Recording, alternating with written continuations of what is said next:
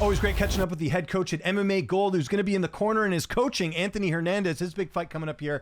UFC Houston, the main event against Sean Strickland. Jim West, how the heck are you, Jim? I'm good, man. Long time no talk. Yes, it was talked to you obviously a couple months ago after Fluffy's last win, or we were sort of just talking about what was next for him.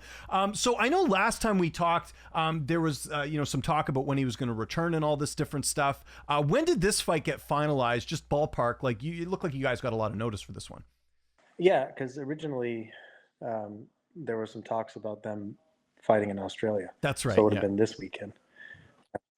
So, yeah, it was probably November sometime is when we started. I think we were starting to talk about it.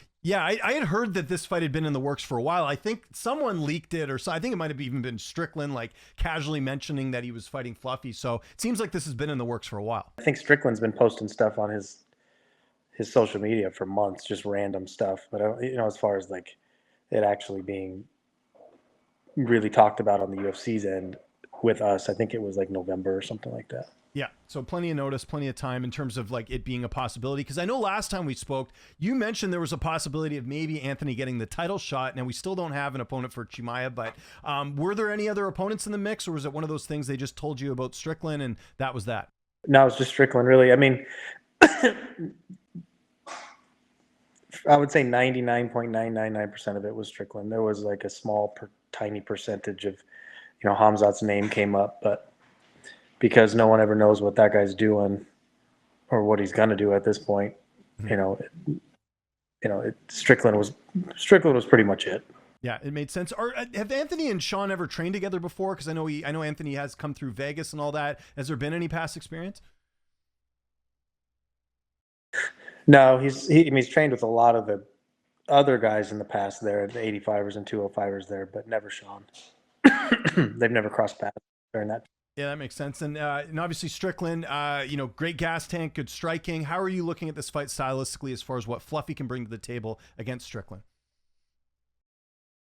Well, I think, zebras don't change their stripes, and Sean is no different, right? I think everyone kind of knows what he's going to do. His biggest asset is what Fluffy's main asset is conditioning, right?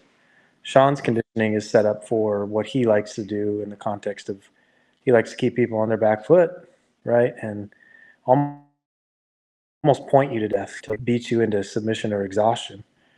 For the most part, right? He's very confusing, he uses his shell well. But, Anthony doesn't fight off his back foot. He never will. Doesn't matter how much Sean wants to put us on our back foot. It's not going to happen. So, I wouldn't say that the styles are contrasting because Sean can grapple. He's not going to, he's likely not going to initiate those sequences, but Sean won't concede the takedown, right? Where a lot of guys will concede a takedown, meaning he gets taken down a couple times, they'll just start getting exhausted. Sean likely won't do that, but he's going to have to do it about 4 times. So, everyone, the last time, one of the times before we spoke when Fluffy was getting prepared to fight Michel Pereira, and, Pereira was saying, he'd been wrestling for 10 weeks against all kinds of Division I wrestlers, blah, blah, blah, blah. Unfortunately, you can't prepare in 10 weeks for the type of volume and energy Anthony brings in that type of environment. We've been training like that since Anthony was 19. So, good luck with your 10 weeks of, wrestling and all that kind of stuff. But, we don't really change who we are. We just dive into the tendencies that Sean has, and we'll try to exploit those to the best of our ability. And like all the other times, we will. Yeah, he's not a quitter, any of those types of things. But, again, stopping it 3, 4, 5, even 10 times, even 15 times, it's going to be 100 times, right? Like he's going to have to stop it over and over and over again, and we're not going to let him put us on our back foot. Yeah, that's what makes the matchup so fascinating. Is that again, two guys with great gas tanks, and we saw Sean on the front foot against Adesanya had a lot of success, but he's going to be fighting a guy who won't do that. So that's where things get kind of interesting there. What about training camp? Has it been primarily the same? Who is Anthony working with for this one? Who's helping him get ready? Yeah, I mean, for the most part, Anthony's very fortunate to have extremely good training partners in our room, and have been in for years with, Shealor Ladd, Ryan Feeding-Ayu, both 205ers in LFA, Osei, which is a 185 tall, very good striker. We have a few different boxers that we brought in that are pure professional boxers to kind of give us that boxing volume. As far as the exact looks that we need. Um, and the bottom line is we'll stay who we are, and we will navigate Sean's tendencies, and we'll go out there and have fun. We know that Fluffy was dealing with like an injury. I think after the Delidze fight, that's what took him, or he was unable to have the fight in Vancouver earlier this year. Would you say this was a good amount of time off for him to kind of heal up everything? Because I know even in the Seattle fight last year, he did fight compromised a bit. It seems like this was kind of good timing between fights for him to kind of heal everything up. Yeah, no, I mean, it worked out just fine. Obviously disappointed, at the injury and not being able to fight DeRitter, but, things happen for a reason, and this is where we're at now. Looking forward to it. So yeah, I mean, he's had plenty of time. We're getting to the point now where we're going to start winding down his physical contact part of things as far as the camp, right? Because we've been going at it for the better part of 10 weeks now. So we'll probably peak this week and then start toning everything down. Why do you think so many fighters have had a hard time finishing Strickland? I think Pereira is the only guy at 85 to do it. Is it just because he's very good defensively? Like, what do you look at with Strickland where guys have not been able to kind of take him out at 185? Yeah, I mean, look, Strickland's very good at what he does. Mm-hmm. And he has a very good gas tank. And he's extremely tough. Guys don't come in prepared, conditioning-wise, to fight a guy like Strickland, who's a volume-based person. He keeps you on your back foot, and running around the cage is extremely tiring, right? Especially if you didn't prepare for doing that type of thing, or if that's not who you are as a fighter. Sean does a good job at trying to stay within himself and keep people in his game and in his wheelhouse. Guys get kind of lulled into that, being on my back foot, I'm going to run at a point. It's a really difficult game. It's like trying to out-grapple Anthony for 5 rounds, right? Like, those things, in theory sound great, but and that's the biggest thing I've seen in pretty much most of his fights. And you probably, you've watched most of them. I mean, once he puts you on your back foot, and guys don't have the gumption to change that snowball and push that snowball back up the hill, it becomes very difficult, and the volume adds up.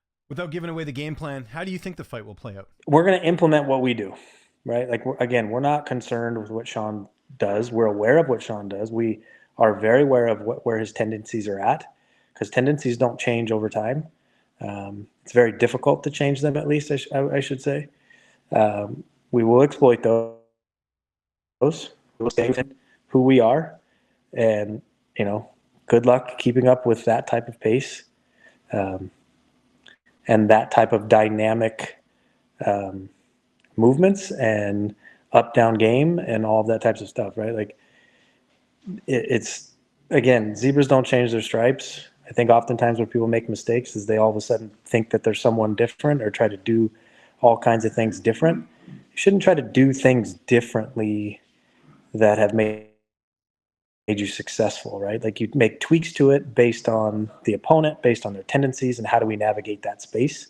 And that's what we're going to do. I think it's pretty much common knowledge, but I'll ask you anyways. I mean, a win here against Strickland, a main event like this he's got to be next in line for the title. Yeah, think about it. Anthony's the only middleweight that's fought and won 8 fights in a row with I think 6 finishes and hasn't gotten a title shot, right? Like, no one does that far. So, yeah, I mean, I would venture to guess that is 100% the thing. But who knows what's going on with Chimaev? To be fair, I don't know that he fights another time at 85. And if he does, my guess is it'll be his last time. And Anthony and someone else will be fighting for the vacant 185 belt. I could see it happening. Interesting. Why don't you think Chimaev will fight at 85 anymore? I think maybe he might do it one more time. Here's the thing: I don't think Chimaev really cares. Like, in the context, I think he just simply wants to fight the biggest names and make the most money that he can. And I truly don't think he wants to cut any weight whatsoever at all and only fight when he wants to fight. And that just doesn't help the division at all, in my opinion. But Well, I was going to say it is interesting. Like, it's January 26th. He won the title a number of months ago. We don't have a date with him and Imavov confirmed. And, it didn't seem like he was too thrilled to fight him, sort of mentioning in an interview with Brett Okamoto saying, like, he's Muslim. I don't know if I want to fight a fellow Muslim, all this stuff. Like, it is a bit weird. So I think there is something to that maybe that fight doesn't happen next. yeah, I don't know. I mean, it just seems like he just does whatever he wants. You know what I mean? So it's just like, well, I truly don't see him fighting maybe one more time at 85. And then, the guy might just fight these giant fights if he can stay winning and make money and do whatever he's doing in Chechnya. But I don't know.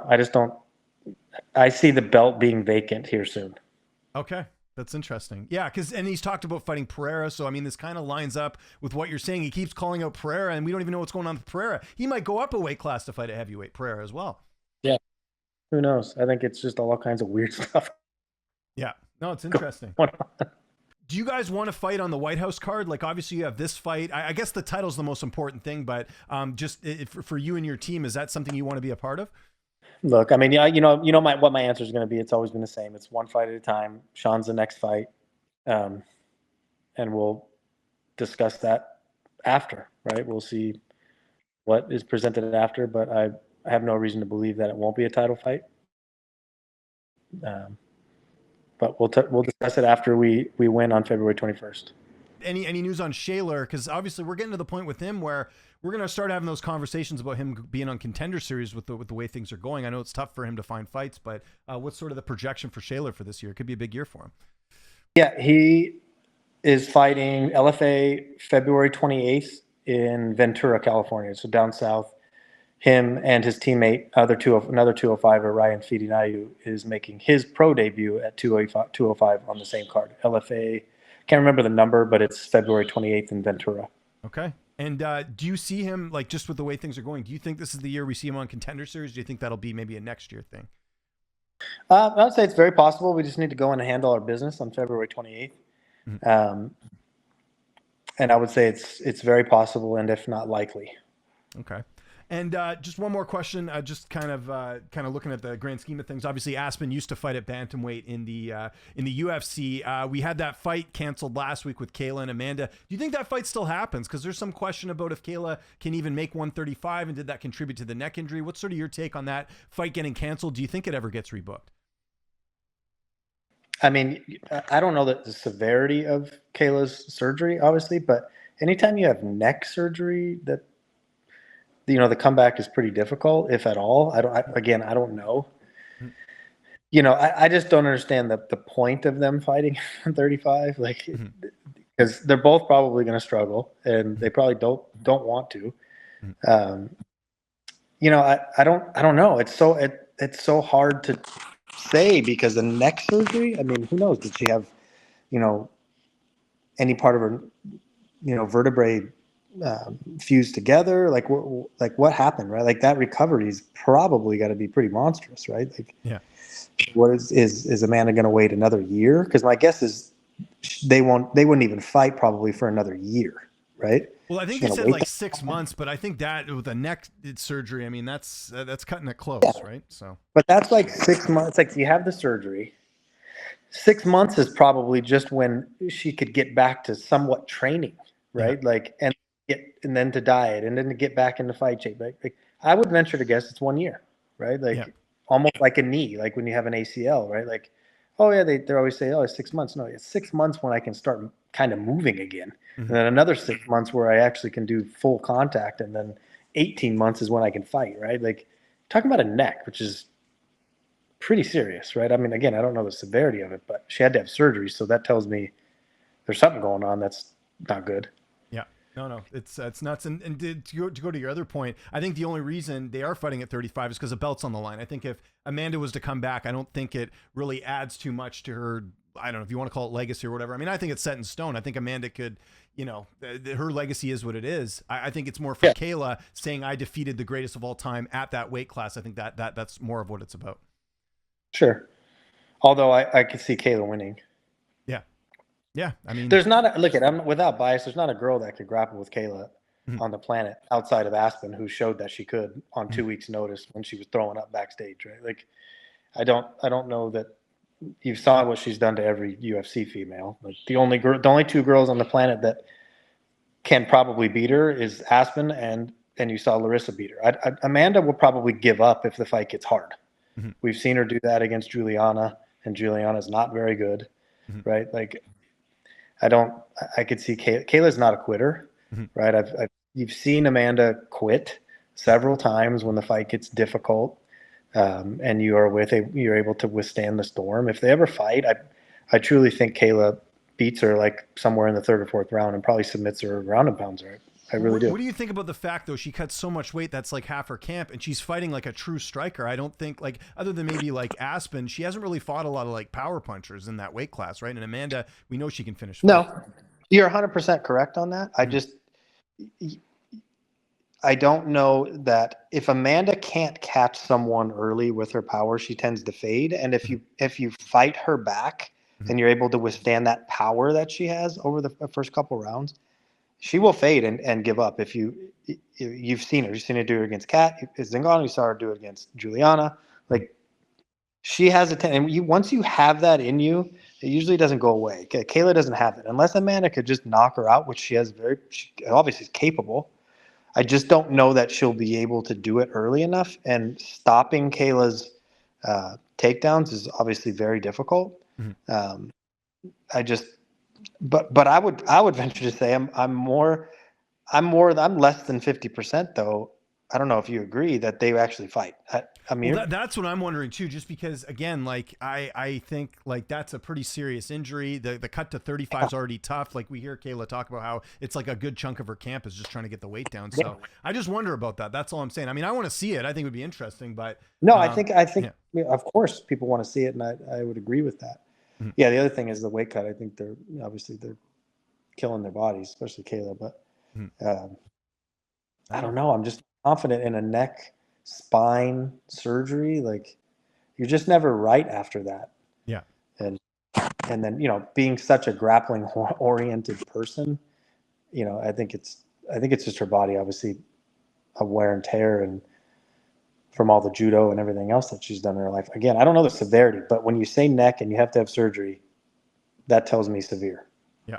And this is a pretty awesome fight coming up here. UFC Houston, February 21st. Jim, thanks as always for the time. If there's anyone you want to mention before we get out of here, fights that have coming up, or, MMA Gold, or anything else you got going on, you do commentary as well. Anything like that, I'll give you the last word. No, I mean, yeah, if you want to watch, I'll be commentating this Friday night on UFC Fight Pass for A1 at the Hard Rock, so tune in. I will try to give you the most unbiased viewpoints of what's happening within the fight, unlike some other shows. But yeah, thanks for everyone that follows MMA Gold and supports it. Really appreciate it. It's been a long time.